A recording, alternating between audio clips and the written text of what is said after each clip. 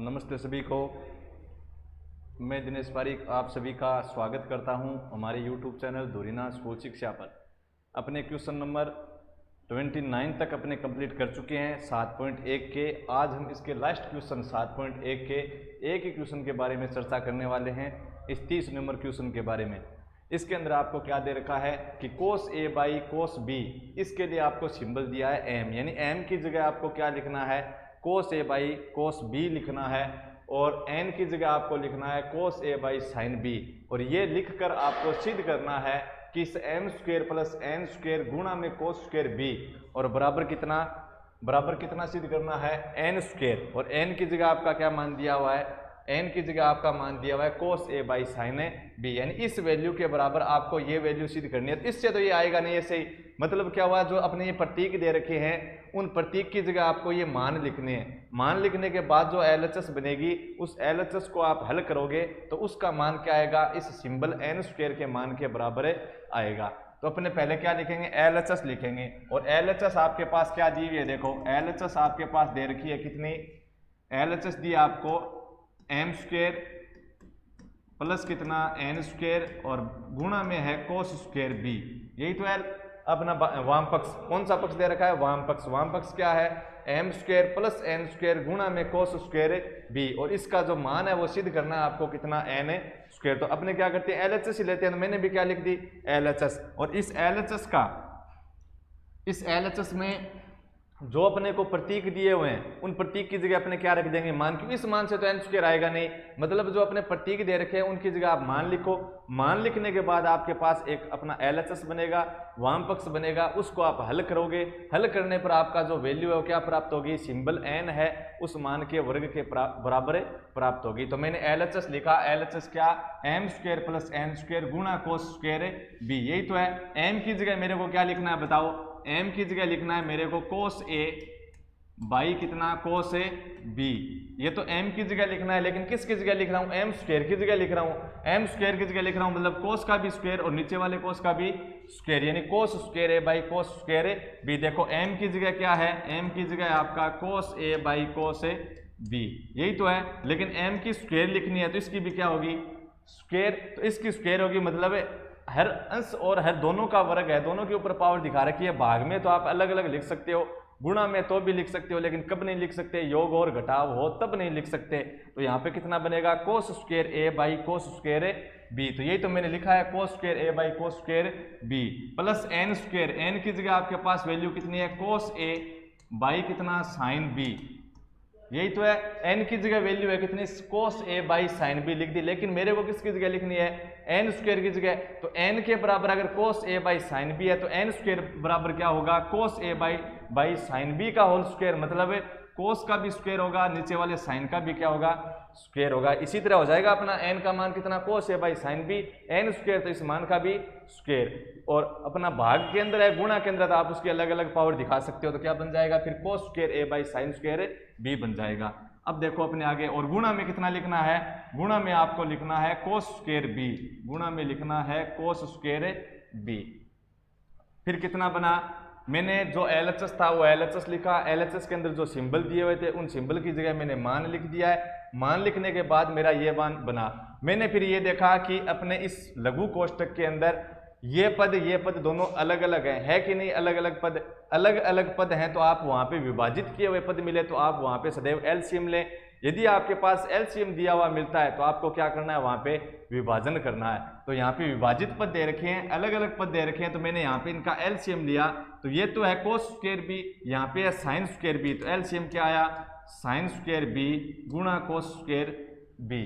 इस LCM में cos square B का भाग दो कितनी बार जाएगा, cos स्क्वायर B बार जाएगा, और cos स्क्वायर B को आप अंश से गुणा करवाओ तो अंश है cos स्क्वायर A, इसका गुणा करवाना है भागफल cos स्क्वायर B से, प्लस का क्या लगा दिया, प्लस। इस LCM के अंदर आपको sin स्क्वायर B का भाग देना है, sin स्क्वायर B का भाग दोगे तो ये तो कैंसिल हो गया, क्या बचा, cos स्क्वायर B बचा, यानी भागफल है cos स्क्वायर B, उसका आपको अंश के साथ गुणा करवाना है। क्या भागफल आपका क्या, देखो इस मान के अंदर आपने किसका भाग दिया, m की जगह कितना दिया हुआ अपने पास, cos A by cos B, और n की जगह क्या दिया हुआ है, cos A by sin B।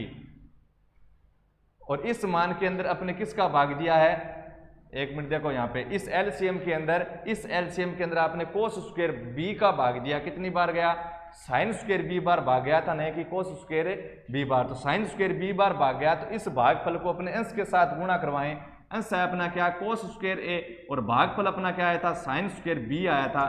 Cos square ए को मैंने साइन स्क्वायर बी से क्या करवा दिया, गुणा। फिर आपके इस एलसीएम के अंदर आपने साइन स्क्वायर बी का भाग दिया, तो कितनी बार गया, इस एलसीएम के अंदर साइन स्क्वायर बी का भाग दिया, कितनी बार गया, कोस स्क्वायर बी बार। और कोस स्क्वायर बी को आपने अंश क्या था, कोस स्क्वायर ए था, उसके साथ गुणा करवा दिया, तो क्या आ गया, कोस स्क्वायर बी। और फिर इस कोष्टक के गुणा में क्या है, कोस स्क्वायर बी। एलसीएम लेकर न करना चाहे सीधा करें, अपने जो अपने ट्रिक के माध्यम से एलसीएम लेते हैं वैसे। तो यहाँ पे एलसीएम बनेगा कोस स्क्वायर बी गुणा साइन स्क्वायर बी। फिर इस कोस स्क्वायर का गुणा क्या होगा, अपने वाले हर को छोड़ दो, खुद के हर को छोड़ दो, जो शेष हर बचे हैं उनसे गुणा करवा दो, यानी कोस स्क्वायर ए गुणा साइन स्क्वायर बी, है कि नहीं, प्लस का प्लस।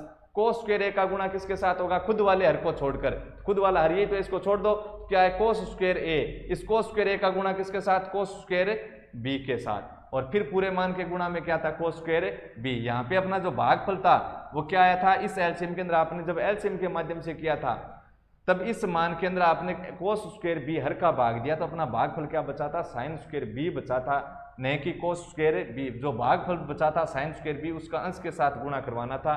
जो दूसरा अपना शॉर्ट तरीका है वैसे भी मैंने आपको बता दिया, कोस स्क्वायर का गुणा साइन स्क्वायर बी के साथ। अगर इसके अलावा एक हर और मिलता अपने को, ठीक है, इसके अलावा अपने को एक हर और मिलता तो उसके साथ भी अपना क्या हो जाता, गुणा हो जाता। लेकिन यहाँ पे दो ही हर हैं अपने, एक खुद वाले हर के साथ तो होगा नहीं, तो उसके अलावा जो हर बचते हैं जितने भी, उसके साथ गुणा होता है। तो कोस स्क्वायर ए का साइन स्क्वायर बी के साथ गुणा, प्लस इस कोस स्क्वायर ए का गुणा क्या होगा, खुद वाले हर को छोड़ दो, शेष क्या बचा, कोस स्क्वायर बी, यानी कोस स्क्वायर ए गुणा कोस स्क्वायर बी। अब देखो ऊपर वाला जो मान है, कितने पद हैं, ऊपर दो पद हैं, ये दोनों गुणा में, यानी एक पद, गुणा में कितने ही पद हो, कितने पद बनते हैं सदैव, एक पद।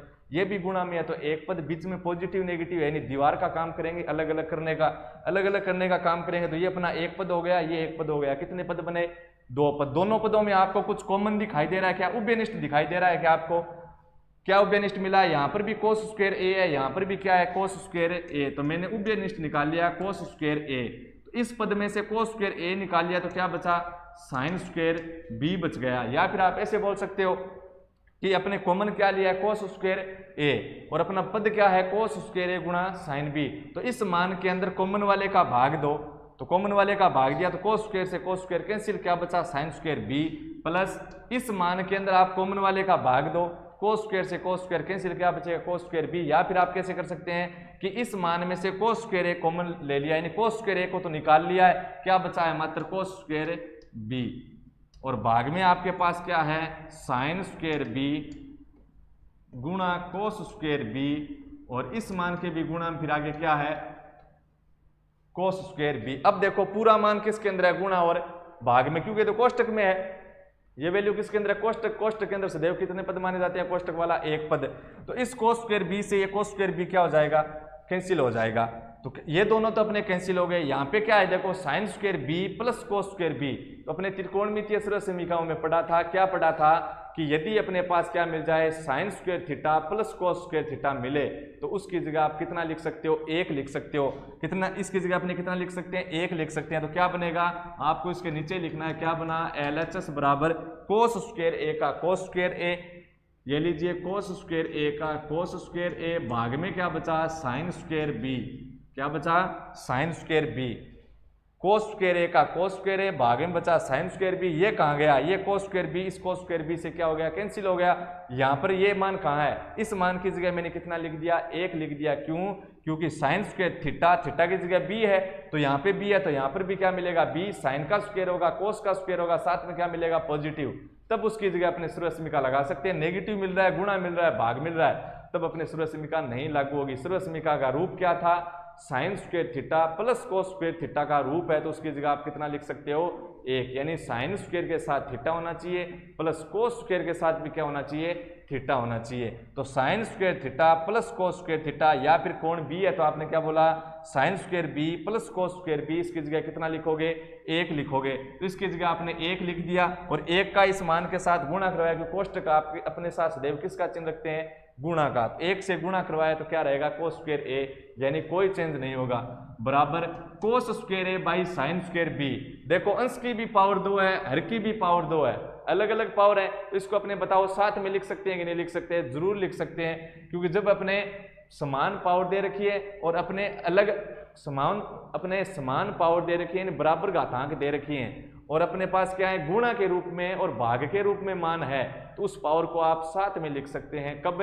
जब अपने पावर समान है और किसके अंदर है गुणा और भाग में। तो इसको आप ऐसे लिख सकते हो, क्या कोस ए बाई साइन ए बी लिख सकते हैं, और इसकी पूरे की क्या लिख दी अपने होल स्क्वायर।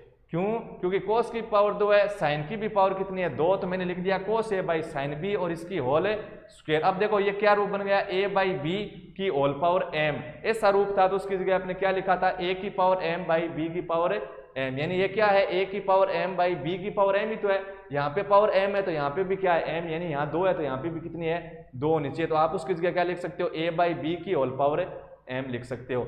ये कोस ए बाई साइन बी किसका मान था, कोस ए बाई साइन बी ये किसका मान था, एन का मान था, तो इसकी जगह मैंने क्या लिख दिया एन स्क्वायर का क्या लिख दिया स्क्वायर। किसकी वैल्यू है ये LHS की, LHS को मैंने जब हल किया, LHS को मैंने जब हल किया है तो उसकी वैल्यू कितनी प्राप्त हुई है मेरे पास एन स्क्वायर प्राप्त हुई है, और मेरे को प्राप्त भी कितनी करनी थी एन स्क्वायर प्राप्त करनी थी, यानी मैंने क्या किया LHS को जब हल किया तो उसकी जो वैल्यू है उसका जो मान है वो प्राप्त किया एन स्क्वायर, और प्राप्त भी कितना करना था एन स्क्वायर प्राप्त करना था। तो आप क्या लिखोगे फिर इसके नीचे, अतः LHS बराबर क्या है RHS, और यही आपको साबित करना था, तो इसलिए आप क्या लिख दोगे हेंस प्रूव्ड, यानी साबित हो चुका है। ये लीजिए आपका क्वेश्चन नंबर 30। एग्जाम्पल 14 से अपने करेंगे नेक्स्ट पार्ट के अंदर, और वो सभी के सभी एग्जाम्पल और अपनी 7.2 यूनिट सारी की सारी किस पर निर्भर करती है, पूरक कोणों के जो संबंध थे वहाँ पे 6 सूत्र थे उन पर निर्भर करती हैं। यदि आपने वो सूत्र अपने याद हैं तो आप उस यूनिट को आप स्वयं कर सकते हैं। वो अपना है कहाँ, जहाँ आपने चैप्टर 6 स्टार्ट किया था, कौन सा चैप्टर 6, तो वहाँ पे अपने 6 और 7 का दोनों का, और जैसे अपने बोल दे यूनिट नंबर 8 का भी, और 8 नंबर के अंदर का क्या काम आएगा आपका बेसिक कंसेप्ट, ये एक काम में आएगा क्या, लाल बट्टा कक्का अपने को जिसको बोलते हैं, ये भी मैंने वहीं पे करवा दिया किसके अंदर यूनिट नंबर 6, जिसके अंदर अपने 6, 7, 8 तीनों का बेसिक कंसेप्ट करवा दिया, क्योंकि तीनों ही अपनी क्या है त्रिकोणमिति से रिलेटेड अपनी यूनिट हैं, तो वहाँ पे आपको बेसिक कंसेप्ट करवाया हुआ है, तो वो आप पहले पढ़ लें। कौन सा संबंध पढ़ना है अब आपको आगे वाले यूनिट के लिए मैंने करवाया कोणों में संबंध। क्या कोणों में संबंध कहाँ मिलेगा, चैप्टर 6 के जो शुरुआत के पार्ट हैं पहला दूसरा वहाँ पे आपको मिल जाएगा। तो कोणों के संबंध जो वहाँ पे 6 सूत्र लिखे हुए हैं वो आपको याद होने चाहिए, वो याद हैं आपके, तो फिर आप क्या कर पाओगे, जो 7.2 यूनिट है वो आप आसानी से समझ सकोगे। साथ में आपके क्या याद होने चाहिए, जो कोणों के मान की सारणी है वो आपके याद न हो तो कम से कम आपको बनानी आनी चाहिए, वो भी मेरी वहाँ पे करवाई हुई है। और 8 नंबर के भी अंदर आपको ये काम आएगा लाल बट्टा कक्का, वो भी मेरा करवाया हुआ है थ्योरी कंसेप्ट के अंदर। कहाँ, चैप्टर 6 के जो शुरुआत के पार्ट है वहाँ पे मैंने आपको ये करवा दिया था पूरा का पूरा। अगला अपना जो एग्जाम्पल 14 है वो अपने करेंगे नेक्स्ट पार्ट के अंदर। धन्यवाद।